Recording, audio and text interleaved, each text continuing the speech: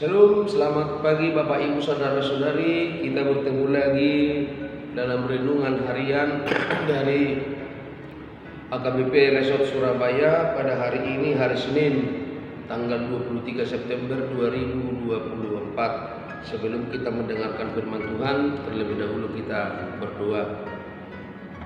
Kami sungguh bersyukur kepada-Mu Bapa di surga atas berkat-Mu yang kami terima, di mana kami masih beroleh nafas kehidupan, terutama Tuhan berikan kepada kami satu hari yang baru, yang tentunya Bapa, hari ini adalah hari yang penuh pengharapan bagi kami atas segala jawaban doa-doa dan begitu juga cita-cita, dan barangkali segala aktivitas kami serahkan kepada Tuhan.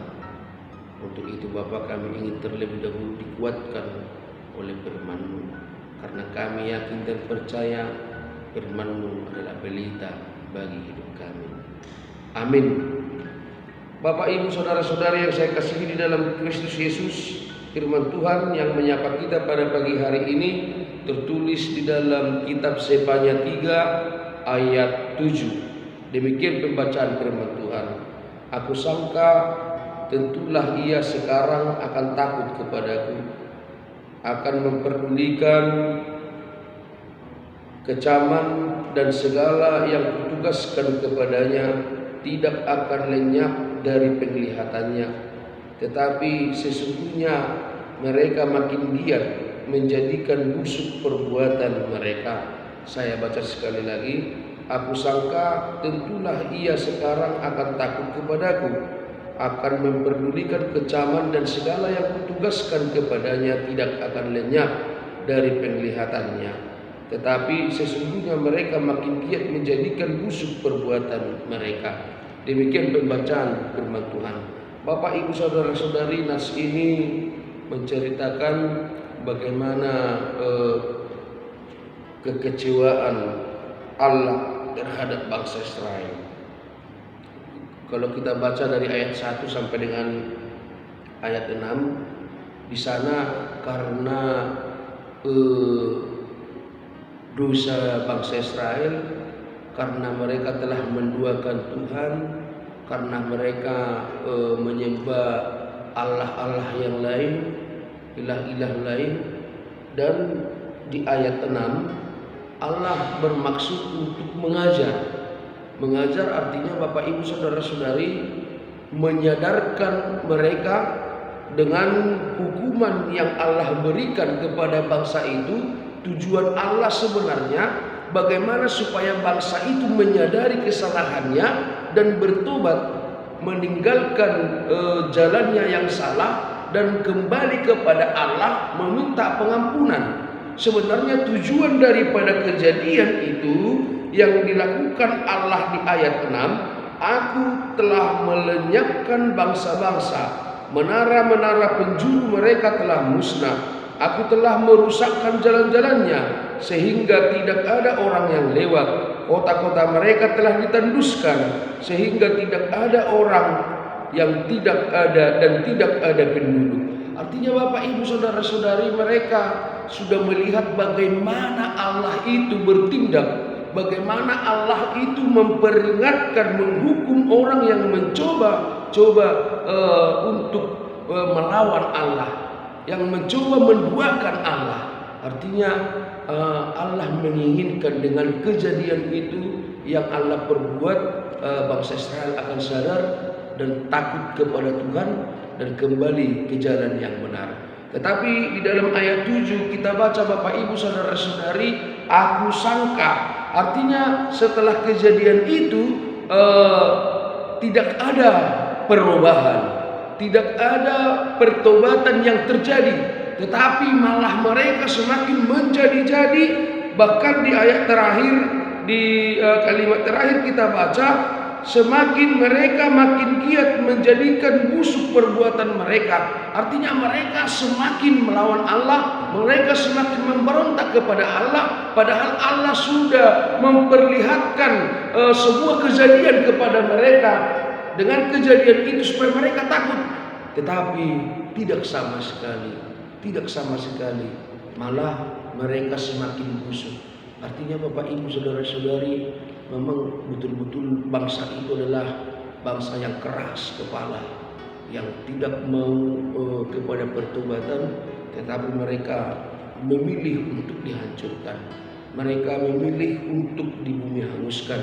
Mereka memilih untuk mati di dalam dosa, tidak memilih untuk bertobat. Padahal dari kejadian itu tentu mereka harusnya berpikir bahwa tiada yang tidak bisa dilakukan oleh Allah. Untuk itu Bapak Ibu saudara-saudari, maka murka Allah sampailah kepada mereka. Dan kalau kita baca di ayat 8, oleh karena itu tunggulah aku, demikianlah firman Tuhan, pada hari aku bangkit sebagai saksi, sebab keputusanku ialah mengumpulkan bangsa-bangsa dan menghimpun kerajaan-kerajaan untuk menumpahkan ke atas mereka geramku, yakni segenap murkaku yang menyala-nyala, sebab seluruh bumi akan dimakan habis oleh api cemburuku. Artinya Bapak Ibu saudara-saudari, Allah betul-betul marah. Allah betul-betul akan menghukum mereka karena sudah diingatkan tetapi mereka tidak mau berubah, tidak mau bertobat. Berarti mereka menginginkan perang yang sebenarnya dari Allah. Sehingga kalau kita baca di ayat 8 tadi, Allah betul-betul murka. Allah betul-betul marah kepada mereka. Bapak Ibu saudara-saudari, dan nas ini sebagai pengajaran nas ini kepada kita, maunya nas ini kita Kristen masa kini yang percaya kepada Yesus sebaiknya tidak pernah mencoba untuk menduakan Dia. Sebaiknya kita sebagai orang Kristen harus berperilaku berkarakter kekristenan. Artinya Allah menginginkan kita menjadi orang yang setia kepadanya, yang percaya kepadanya. Itu yang harus kita tunjukkan.